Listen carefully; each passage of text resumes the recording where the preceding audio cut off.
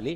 నేను చెప్పే స్టాక్స్ కానీ ఇక్కడ చూపించే చార్ట్స్ కానీ ఇవన్నీ టెక్నికల్ లెవెల్స్ మాత్రమే. ఏ స్టాక్ కూడా బై ఆర్ సెల్ రికమెండేషన్ అయితే కాదు. హాయ్ ఫ్రెండ్స్, దిస్ ఇస్ ఆర్పి. ఈరోజు 22 డిసెంబర్ 2025 నిఫ్టీ స్ట్రాంగ్ ర్యాలీ. ఓవరాల్గా మార్కెట్ స్ట్రాంగ్ ర్యాలీ చూసాం. గ్లోబల్ క్యూస్ స్ట్రాంగ్గా ఉన్నాయి and overall selling buying pressure బాగా కనిపించింది ఈరోజు మార్కెట్లో. సో నిఫ్టీ 206 పాయింట్స్ పాజిటివ్లో క్లోజ్ అయింది. నిఫ్టీ 50 స్టాక్స్లో మోస్ట్ ఆఫ్ ద స్టాక్స్ మనకి పాజిటివ్గా క్లోజ్ అయ్యాయి. 40 స్టాక్స్ పాజిటివ్ ఉంటే ఓన్లీ 10 స్టాక్స్ మాత్రమే నెగిటివ్లో ఉన్నాయి. పాజిటివ్గా క్లోజ్ అయిన స్టాక్స్లో టాప్లో ఉంది శ్రీరామ్ ఫైనాన్స్. ఇది గతంలో కూడా మనం మాట్లాడుకున్న స్టాక్. ఇది ఈ కన్సాలిడేషన్ జోన్ తర్వాత ఒక స్ట్రాంగ్ బ్రేక్అవుట్ తర్వాత స్ట్రాంగ్ ర్యాలీ. అయితే 950 దగ్గర టెక్నికల్ రెసిస్టెన్స్ ఉంది. ఆల్మోస్ట్ దానికి దగ్గరలోకి వెళ్ళిన తర్వాతనే కొంత మనకి సెల్లింగ్ ప్రెషర్ వచ్చింది. 950 దాటిన తర్వాతనే అక్కడ 950 దగ్గర నుంచి కొంత సెల్లింగ్ ప్రెషర్ వచ్చింది. 935 ఆ ప్రాంతంలో క్లోజ్ అయింది. ఓవరాల్గా పాజిటివ్ బయాస్ ఉండొచ్చు, కాకపోతే కొంత ప్రాఫిట్ బుకింగ్ రావచ్చు 950, 960 లెవెల్స్ దగ్గర. సో కొంచెం కాషియస్ అప్రోచ్ ఉండాలి. ఏదైనా పుల్ బ్యాక్స్ ఇస్తే ఒక బయింగ్ ఆపర్చునిటీ కోసం ప్లాన్ చేసుకోవచ్చు. తర్వాత ట్రెండ్ కూడా 3.5% పెరిగింది. ఇది బాగా తగ్గిన తర్వాత లోయర్ లెవెల్లో కాస్త రికవరీ లాగా కనపడుతుంది స్టాక్. సో ఇది మొత్తం చాలా వరకు ఫాల్ అయిన తర్వాత ఈరోజు ఒక strong recovery.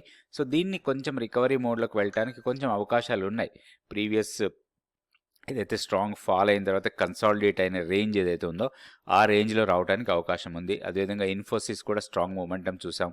Wipro, Bharti Airtel, tech Mahindra, తర్వాత Bajaj auto, SL tech, BEL వీటన్నిటిలో కూడా ఒక పాజిటివ్ మూమెంటం చూస్తున్నాం ఈరోజు మార్కెట్లో.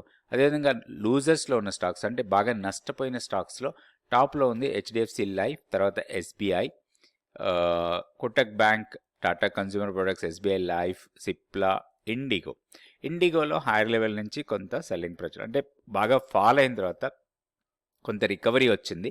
కాబట్టి ఇక్కడ ఒక గ్యాప్ ఏరియా ఫామ్ అయి ఉంది ప్రీవియస్గా. ఆ గ్యాప్ ఏరియా దగ్గర మాత్రం కొంత రెసిస్టెన్స్ ఫేస్ చేస్తుంది అనుకోవచ్చు. అదేవిధంగా గ్రాసిమ్, బజాజ్ ఫైనాన్స్ ఇవన్నీ కూడా ఈరోజు నష్టపోయిన స్టాక్స్. సో నిఫ్టీ ఈ డైలీ క్యాండిల్స్టిక్ చార్ట్ 26,172 దగ్గర క్లోజ్ అయింది. మనం గతంలో అనుకున్న కొంత రేంజ్ బౌండ్ ట్రేడింగే ఉండొచ్చు.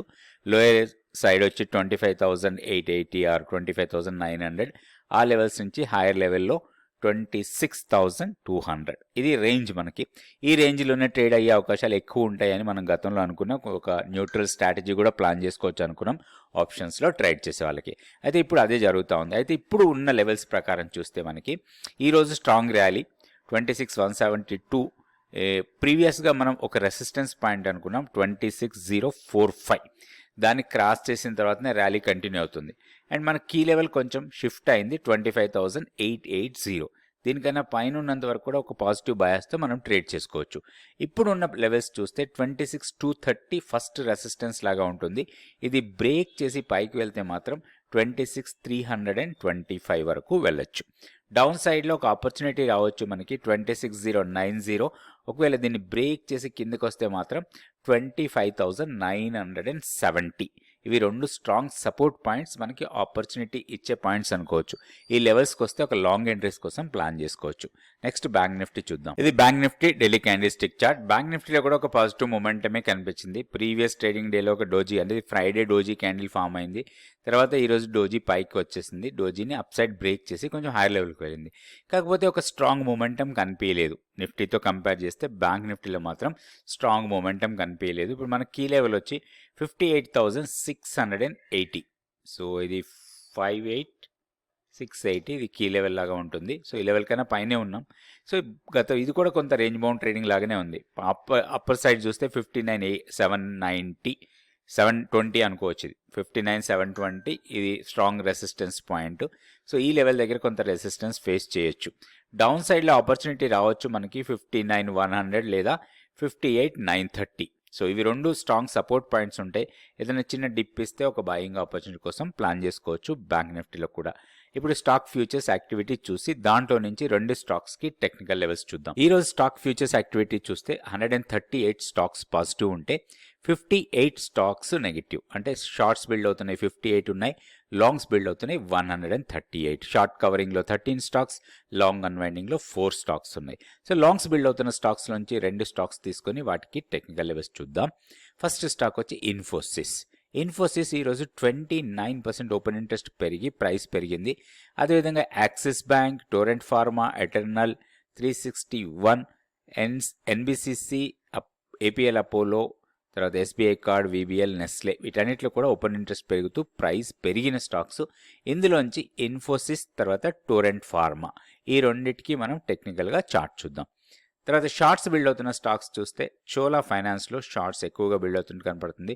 ప్రైస్ దాదాపుగా 3.7% తగ్గి ఓపెన్ ఇంట్రెస్ట్ 33% పెరిగింది. అదేవిధంగా Dabur, Auro pharma, ABB, Patanjali, Godrej CP, Colpal, Zydus life, Kotak bank వీటన్నిటిలో కూడా కొంత షార్ట్స్ బిల్డ్ అవుతున్నట్టుగా డేటా చూపిస్తుంది. సో ఈ డేటా ప్రకారమే మన ట్రేడ్ ప్లాన్ ఉండాలి, ట్రేడ్ చేసుకోవాలి. ఇందులోంచి ఇప్పుడు మనం ఇన్ఫోసిస్కి ఫస్ట్ టెక్నికల్ చార్ట్ చూద్దాం. సో ఇన్ఫోసిస్ ఒక స్ట్రాంగ్ మూమెంటం, ఇది డైలీ క్యాండిల్స్టిక్ చార్ట్. ఇక్కడ మనకి ప్యాటర్న్ వైజ్గా చూస్తే ఒక స్ట్రాంగ్ బ్రేక్అవుట్ లాగా కనబడుతుంది. ఈ లెవెల్స్ ఏవైతే ఉన్నాయంటే ఈరోజు స్ట్రాంగ్ బ్రేక్అవుట్. నిన్న లాస్ట్ అంటే ఫ్రైడే ట్రేడింగ్లో కొంచెం పుల్ బ్యాక్ ఇచ్చింది. సో ఇక్కడ కన్సాలిడేట్ అయిన తర్వాత ఇది మూమెంట్, ఇది ర్యాలీ, చిన్న కన్సాలిడేషన్ తర్వాత extension of the rally. So ఈ ర్యాలీ కంటిన్యూ కావడానికి ఎక్కువ అవకాశాలు కనపడుతున్నాయి. ఏదైనా పుల్ బ్యాక్ ఇస్తే మాత్రం బయింగ్ ఆపర్చునిటీ లాగా మనం ప్లాన్ చేసుకోవచ్చు. పుల్ బ్యాక్ లెవెల్స్ చూస్తే మనకి 1640 స్ట్రాంగ్ సపోర్ట్ లాగా కనపడుతుంది. దానికన్నా కిందకు వస్తే 1626 వీక్లీ పివోట్ లెవెల్. తర్వాత ఇంకా డౌన్ సైడ్కి ఒకవేళ వేస్తే ప్రీవియస్గా కన్సాలిడేట్ అయిన జోన్ దగ్గరే మనకి క్లస్టర్ ఆఫ్ మూవింగ్ అంటే షార్టర్ మూవింగ్ యావరేజ్ ఉన్నాయి 10 and 20 వాటికి దగ్గరలో. సో ఆ లెవెల్స్ని కొంచెం మనం ప్లాన్ చేసుకోవచ్చు. హయ్యర్ లెవెల్లో మనం రెసిస్టెన్స్ పాయింట్స్ మాత్రం కొంచెం దూరంలో ఉన్నాయి అనుకోవచ్చు మనం. సో ప్రీవియస్గా ఏదైతే స్ట్రాంగ్ ఫాల్ అయిందో అది ఒకటి మనకి ఫస్ట్ రెసిస్టెన్స్ లాగా ఉంటుంది, 1720 or 1730 ఆ లెవెల్స్. సో వాటిని కూడా బ్రేక్ చేస్తే మాత్రం చాలా హైయర్ లెవెల్కి వెళ్ళే అవకాశాలు ఎక్కువ కనబడుతుంది. ప్రస్తుతానికి షార్ట్ టర్మ్ ట్రేడింగ్ చేసే వాళ్ళకి 1725 or 1730 అనేది ఒక స్ట్రాంగ్ రెసిస్టెన్స్ పాయింట్ లాగా ఉండొచ్చు. దీంట్లో మనం ట్రేడ్ కోసం ప్లాన్ చేస్తే మాత్రం పుల్ బ్యాక్ కోసం చూడాలి. పుల్ బ్యాక్ ఎంట్రీస్లో మనకి లాభాలు ఎక్కువ రావడానికి అవకాశం ఉంటుంది. ఆ pull back entry maybe around 1640 or 1626 ఆ లెవెల్స్ దగ్గర పుల్ బ్యాక్ కోసం చూడొచ్చు. అయితే ఇదేది కూడా స్టాక్ రికమెండేషన్ కాదు. మీరు ఈ స్టాక్లో ట్రేడ్ చేయాలన్నా ఇన్వెస్ట్ చేయాలన్నా కానీ మీ పర్సనల్ ఫైనాన్షియల్ అడ్వైజర్ని కాంటాక్ట్ చేయండి. నెక్స్ట్ స్టాక్ మనకి లాంగ్స్ బిల్డ్ అవుతున్న స్టాక్లోంచి తీసుకుంటున్నాం. ఇది టోరెంట్ ఫార్మా. ఓపెన్ ఇంట్రెస్ట్ బాగా పెరిగి ప్రైస్ పెరిగిన స్టాక్ ఈరోజు. ఇక్కడ చార్ట్ వైజ్గా చూస్తే ఒక కన్సాలిడేషన్ అవుతుంది. ఒక స్ట్రాంగ్ మొమెంటం కాకుండా ఒక కన్సాలిడేషన్ జోన్లో ట్రేడ్ అవుతూ ఉన్న స్టాక్ ఇది. సో ఇట్లా కన్సాలిడేషన్ అయినప్పుడు మనకి ఎప్పుడు కూడా ఒక స్ట్రాంగ్ కన్సాలిడేషన్ అవుతుంటే strong breakout. So either side breakout వస్తే మనకి ఎటు సైడ్ బ్రేక్అవుట్ ఇస్తే ఆ సైడ్ ట్రేడ్ చేసుకుంటే మనకి చాలా లాభాలు రావడానికి అవకాశం ఉంది. ఇక్కడ చూస్తే మనకి చాలా రోజుల నుంచి కన్సాలిడేషన్ అవుతుంది. 3711 రూపీస్. సో 3900 ఈ మధ్యలోనే 3859. సో ఇది కన్సాలిడేషన్ జోన్. ఇప్పుడు 3816 దగ్గర ట్రేడ్ అవుతుంది. సో దీన్ని కొంచెం మనం మానిటర్లో పెట్టుకోవాలి, జాగ్రత్తగా స్టడీ చేయాలి. అంటే ప్రైస్ మూమెంట్ని జాగ్రత్తగా గమనిస్తూ ఒక బ్రేక్అవుట్ కోసం ప్లాన్ చేయాలి. బ్రేక్అవుట్ ట్రేడ్ చేసుకుంటే దీంట్లో లాభాలు రావడానికి అవకాశం ఉంటుంది. సో ఇట్లా స్టాక్స్ని సెలెక్ట్ చేసుకొని వాటికి టెక్నికల్గా లెవెల్స్ పెట్టుకొని దాని ప్రకారం ట్రేడ్ చేసుకోవచ్చు మార్కెట్లో. Thank you so much for watching this video.